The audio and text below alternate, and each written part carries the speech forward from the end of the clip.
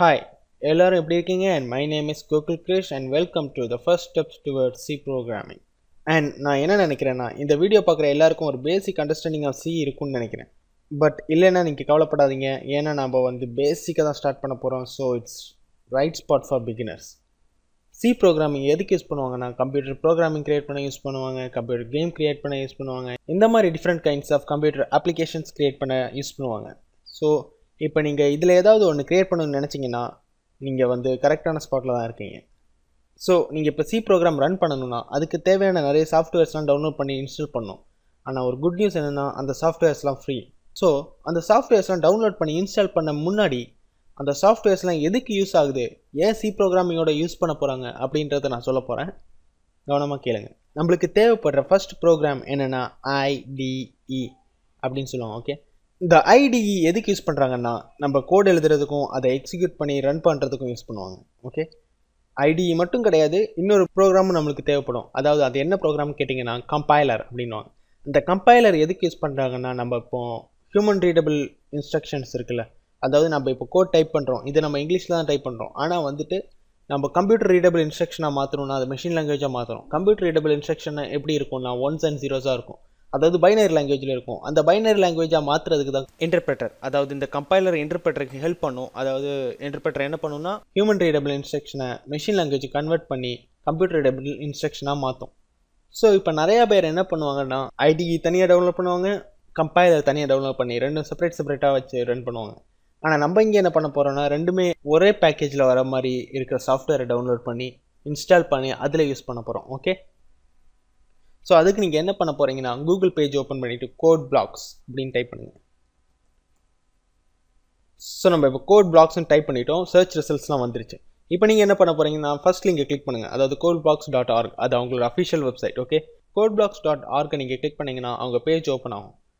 அவங்க பேஜில் டவுன்லோட்ஸ் போங்க. நீங்கள் டவுன்லோட்ஸ் போனீங்கன்னா 3 டைப் ஆஃப் டவுன்லோட்ஸ் இருக்கும்.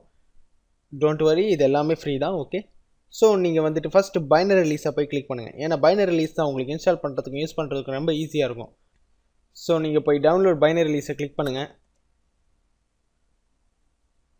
நீங்கள் download the binary release click பண்ணோடனே உங்களுக்கு டிஃப்ரெண்ட் லிங்க்ஸ் வரும். Most of the users Windows 2000 XP Vista இல்லை Windows 7 யூஸ் பண்ணுவாங்க, அவங்களுக்கு இந்த 2 லிங்க்ஸ் இருக்குது.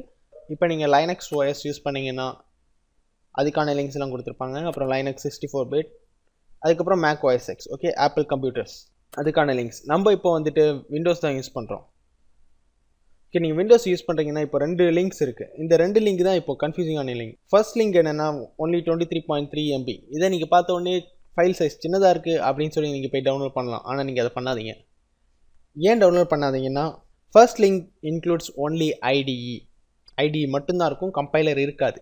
ஸோ நீங்கள் செகண்ட் லிங்க் தான் கிளிக் பண்ணணும், அதாவது MINGW அப்படின்னு இருக்கும் அந்த லிங்க்கில்.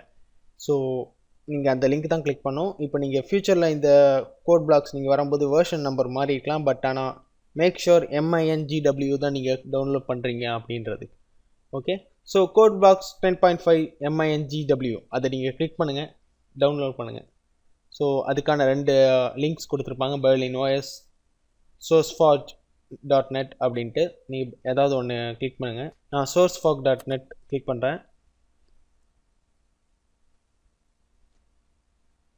கிளிக் பண்ண உடனே இன்னொரு பேஜ் ஓப்பன் ஆகும். அதில் எல்லாமே கொடுத்துருப்பாங்க. Download will start in 0 seconds மேலே போட்டிருப்பாங்க. ஸ்டார்ட் ஆகிடுச்சு. ஸோ நீங்கள் ஒன்ஸ் டவுன்லோட் முடிஞ்ச உடனே இன்ஸ்டாலேஷன் ஆரம்பிக்கலாம். ஓகே, ஸோ ஒன்ஸ் நீங்கள் டவுன்லோட் பண்ண அப்புறம் இன்ஸ்டால் பண்ணுங்கள். அதாவது நீங்கள் பர்டிகுலர் டவுன்லோடட் ஃபைலை டபுள் கிளிக் பண்ணிங்கன்னா இந்த மாதிரி Windows 7 Vista இந்த மாதிரி ஒரு வார்னிங் வரும். எஸ் கொடுங்க. நீங்கள் எஸ் கொடுத்த உடனே இந்த மாதிரி செட்டப் விசார்ட் வரும். செட்டப் விசார்டில் போயிட்டு நெக்ஸ்ட்டுன்னு கொடுங்க. ஐ அக்ரி கொடுங்க. நெக்ஸ்ட்டு, அப்புறம் நெக்ஸ்ட் கொடுங்க. அப்புறம் எங்கே இன்ஸ்டால் பண்ணணுன்னு டெஸ்டினேஷன் ஃபோல்டர் கேட்கும். நீங்கள் வேணால் டெஸ்டினேஷன் ஃபோல்டரை சேஞ்ச் பண்ணிக்கலாம், இல்லைனா டிஃபால்ட்டாக அது C ப்ரோக்ராம் ஃபைல்ஸில் தான் இருக்கும். ஸோ இன்ஸ்டால் கொடுத்தீங்கன்னா இன்ஸ்டால் ஆக ஆரம்பிச்சிடும். நீங்கள் ஒன்ஸ் இன்ஸ்டால் கொடுத்த உடனே இன்ஸ்டால் ஆக ஆரம்பிக்கும். ஒன்ஸ் இன்ஸ்டாலேஷன் 100% ஆன உடனே நம்ம ஃபர்தராக ப்ரொசீட் பண்ணலாம். ஸோ இன்ஸ்டால் முடிஞ்ச உடனே do you want to run code blocks nowன்னு கேட்கும். எஸ் கொடுங்க. எஸ் கொடுத்த உடனே அந்த ப்ரோக்ராம் ஸ்டார்ட் ஆகும். ஸோ நீங்கள் இங்கே பார்க்கலாம், open source cross platform IDE. So என்னென்ன கம்பைலர்ஸ் உங்கள் மிஷினில் இருக்குன்னு அது காமிக்கும். ஃபஸ்ட்டு கம்பைலர்ஸ் ஆட்டோ டிடெக்ஷனில் GNUC GCC கம்பைலர் இதிலே இருக்குது. இல்லைன்னா அதுவே இன்ஸ்டால் ஆக ஆரம்பிச்சிடும். ஓகே ப்ரெஸ் பண்ணுங்கள். அப்புறம் டிப் ஆஃப் த டேன்னு சொல்லிட்டு டெய்லி ஒவ்வொரு டிப்ஸ் கொடுக்கும். அதெல்லாம் நீங்கள் வேணும்னா பார்த்துக்கோங்க, இல்லைன்னா க்ளோஸ் பண்ணிடுங்க. அப்புறம் வந்துட்டு நம்மளுக்கு மெயினான ஃபைல் அசோசியேஷன் டைப்ஸ், அதாவது C++ ப்ரோக்ராம்லாம் வந்துட்டு ஓப்பன் பண்ணாலே கோட் பிளாக்ஸில் தான் ஓப்பன் ஆகணுமா அப்படின்ற மாதிரி கேட்கும். நீங்கள் ஓகே ப்ரெஸ் பண்ணுங்கள். ஸோ நம்ம இப்போ C++ ப்ரோக்ராம் ஏதாவது க்ரியேட் பண்ணணும்னா ஃபஸ்ட்டு நம்ம ப்ராஜெக்ட் க்ரியேட் பண்ணணும். அதாவது கிரியேட் நியூ ப்ராஜெக்ட் அப்படின்னு இங்கே இருக்கும். இதை இப்போ கிளிக் பண்ணால் உங்களுக்கு ஒரு லிஸ்ட் ஆஃப் ப்ராஜெக்ட்ஸ் கிடைக்கும். இல்லைன்னா வேறு விதமாகவும் பண்ணலாம். இந்த சென்ஸ் நீங்கள் ஃபைல் போயிட்டு நியூ போயிட்டு ப்ராஜெக்ட் இதை கிளிக் பண்ணிங்கன்னா உங்களுக்கு ஒரு பஞ்ச் ஆஃப் ப்ராஜெக்ட்ஸ் கிடைக்கும். அதாவது டிஃப்ரெண்ட் டைப்ஸ் ஆஃப் ப்ராஜெக்ட்ஸ்லாம் கிடைக்கும். நீங்கள் இங்கே என்ன செலக்ட் பண்ண போகிறீங்கன்னா கன்சோல் அப்ளிகேஷன், அதை போய் கிளிக் பண்ண போகிறீங்க. கிளிக் பண்ணிட்டு கோ கொடுங்க. ஸோ கன்சோல் அப்ளிகேஷன் எதுக்கு நான் ஒரு C++ ப்ரோக்ராம்லாம் வந்துட்டு க்ரியேட் பண்ணணும்னா கன்சோல் அப்ளிகேஷன் தான் போகணும். ஸோ கன்சோல் அப்ளிகேஷன் செலக்ட் பண்ணுறது மூலமாக பேசிக் ப்ரோக்ராம் ஆஃப் த கம்ப்யூட்டர்ஸ் நம்ம க்ரியேட் பண்ணிக்கலாம். ஸோ இப்போ நம்ம கன்சோல் அப்ளிகேஷன் விண்டோவில் இருக்கும். நெக்ஸ்ட் கொடுங்க.